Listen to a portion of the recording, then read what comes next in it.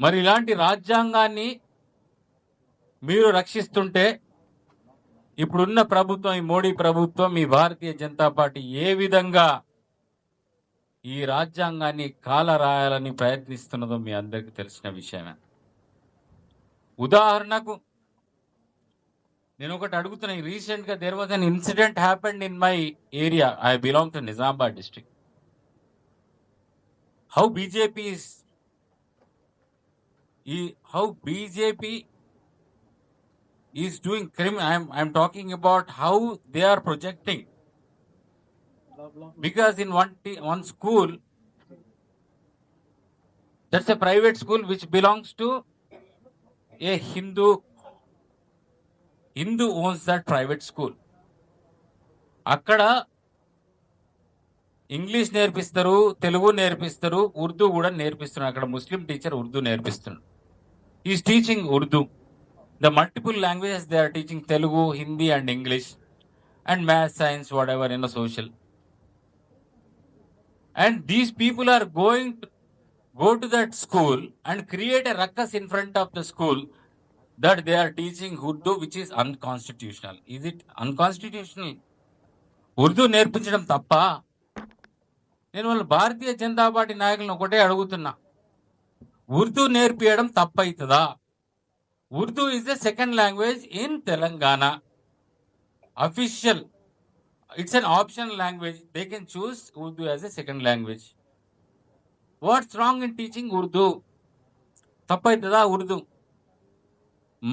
ముఖ్యంగా నిజామాబాద్ జిల్లా నుంచి, ముఖ్యంగా మెదక్, నిజామాబాద్, కరీంనగర్ ప్రాంతాల నుంచి ఒక 15 లక్షల మంది లేబర్ గల్ఫ్ ప్రాంతాల్లో, జీసీసీ కంట్రీస్ లో పనిచేస్తారు.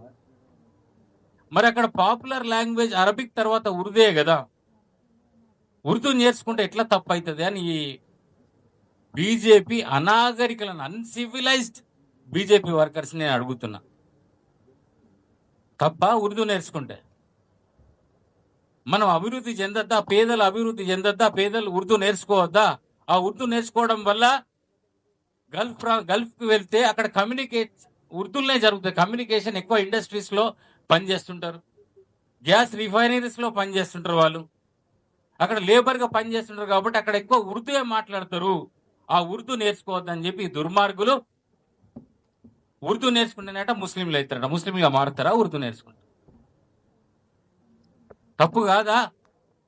మరి అదే విధంగా మనమే ఇవాళ తెలంగాణ ప్రభుత్వమే, ఇవాళ మన ముఖ్యమంత్రి జర్మనీ పోయి, జపాన్ పోయి, అటు పోయి ఇటు పోయి ఇక్కడ అన్ఎంప్లాయిడ్ యూత్ కి ఎంప్లాయ్మెంట్ క్రియేట్ చేయాలని చెప్పేసి అక్కడి నుంచి ఉద్యోగ అవకాశాలు ఉంటే మాకు ఆ ఉద్యోగాలు పంపినరి, మేము ఇక్కడ నుంచి పంపిస్తామని చెప్తున్నారు. మరి జర్మనీ వాడు ఏమడుగుతుండు? నీకు జర్మనీ వస్తేనే, నీకు జర్మన్ లాంగ్వేజ్ వస్తేనే తీసుకుంటా అంటుండు. మరి మనం జర్మన్ నేర్పిస్తున్నాం కదా. అదేవిధంగా జపాన్ పోవాలంటే జపనీస్ లాంగ్వేజ్ కావాలంటుండు. జపనీస్ నేర్పిస్తున్నాం కదా. మరి ఉర్దూ కూడా కావాలి కదా. గల్ఫ్ కంట్రీస్ పోయి మన వాళ్ళు పని చేస్తున్నారు కదా.